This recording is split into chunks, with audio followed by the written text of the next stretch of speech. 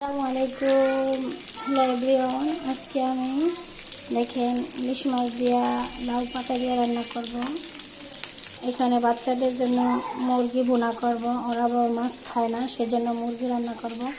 এদিকে পাতাটা আমি ধুয়ে রেখেছি, সাথে একটা আলু দিয়ে দেব। এদিকে মাছটা আমি হালকা করে ভেজে নিচ্ছি।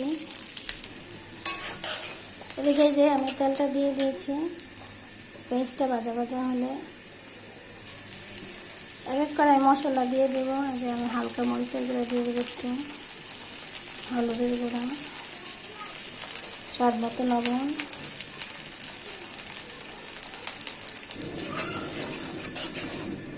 মশলাটা কষানোর জন্য হালকা করে একটু পানি দিয়ে দেবো। এদিকে দেন মশলাটা কষে গেছে, আমি আলুটা দিয়ে দিব। আলুটা হালকা সিদ্ধ হওয়ার সাথে আমি শাকটা দিয়ে তারপর মাছটা দিয়ে দেবো।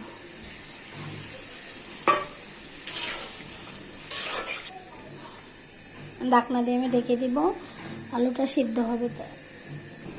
এদিকে দেখেন আমি আরেকটা তরকারি বসিয়ে দিয়েছি। এদিকে আমার পেস্টটা হয়ে গেছে, এখন আমি আদা রসুন বাটা দিয়ে দেব।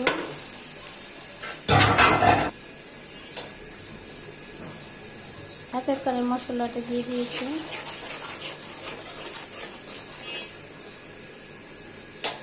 এদিকে আমি গরম মশলা দিয়ে দিচ্ছি। অন্যদিকে দেখেন আমার আরেকটা তরকারি বসিয়ে দিচ্ছি, এখন আলুটা কষে গেছে। পর্যায়ে আমি শাকটা দিয়ে দিব। দেখেন আমি শাকটা দিয়ে দিচ্ছি, এখন আমি একটু নেড়ে নিই।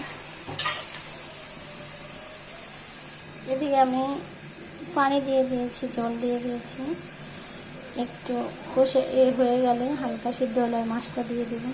এদিকে দেখেন আমার মশলাটা কষে গেছে, এখন আমি গোশটা দিয়ে দেব।